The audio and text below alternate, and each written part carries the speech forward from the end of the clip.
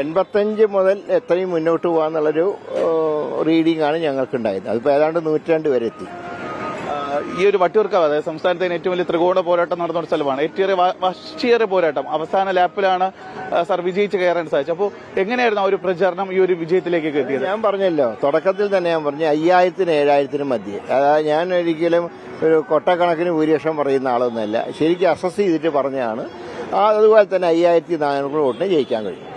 ഈ കോൺഗ്രസിൽ ഇപ്പോൾ സജീവമായി നിൽക്കുന്ന മുഖ്യമന്ത്രി ചർച്ചകളാണ്. അപ്പോൾ അങ്ങനെ ഒരു നിലപാട് എല്ലാം ഒരാഴ്ച കൊണ്ട് പുതിയ ഗവൺമെന്റ് ചാർജ് എടുക്കുന്നതാണ് ഞങ്ങളുടെ വിശ്വാസം. അതനുസരിച്ചുള്ള പ്രവർത്തനങ്ങൾ ഉടൻ തന്നെ ആരംഭിക്കും. പ്രമുഖ നേതാക്കളൊക്കെ വട്ടിയൂർക്കാവിൽ പ്രചരണത്തിലെത്തിയപ്പോൾ വട്ടിയൂർക്കാവിൽ ഒരു മന്ത്രി പ്രതീക്ഷിക്കാവുന്ന തരത്തിലാണ് അവർ തന്നെ പ്രചരണം നയിച്ചപ്പോൾ ഒരു മന്ത്രി ഉണ്ടാകുമോ വട്ടിയൂർക്കാവിൽ? പാർട്ടി തീരുമാനിക്കേണ്ട കാര്യമാണ്. ഏതായാലും എന്റെ ചുമതല ഈ നിയോജകമണ്ഡലത്തിനെ കണ്ണിലെ കൃഷ്ണമണി പോലെ കാത്തു സൂക്ഷിക്കുക എന്നുള്ളതാണ്. ആ ചുമതല ഞാൻ തീർച്ചയായിട്ടും നിർവഹിക്കും.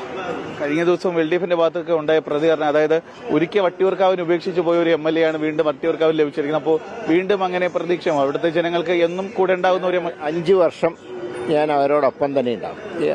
5 വർഷം തന്നെ ഞാൻ ഇന്നും ഉണ്ടാവും. പ്രത്യേകിച്ച് 5 വർഷം ഔദ്യോഗിക ചുമതലയുള്ളതുകൊണ്ട് ആ കാര്യത്തിലും ശ്രദ്ധ കേന്ദ്രീകരിക്കും. നിയോജകമണ്ഡലത്തിന്റെ എല്ലാ മുക്കിലും മൂലയിലും ഞാൻ എപ്പോഴും ഉണ്ടായിട്ടുണ്ട്, ഇനിയും ഉണ്ടാകും. ഈ മണ്ണിനെ ചതിക്കില്ല എന്ന് ഞാൻ തുടക്കത്തിൽ തന്നെ പറഞ്ഞിരുന്നു. ആ വിശ്വാസം പൂർണ്ണമായി.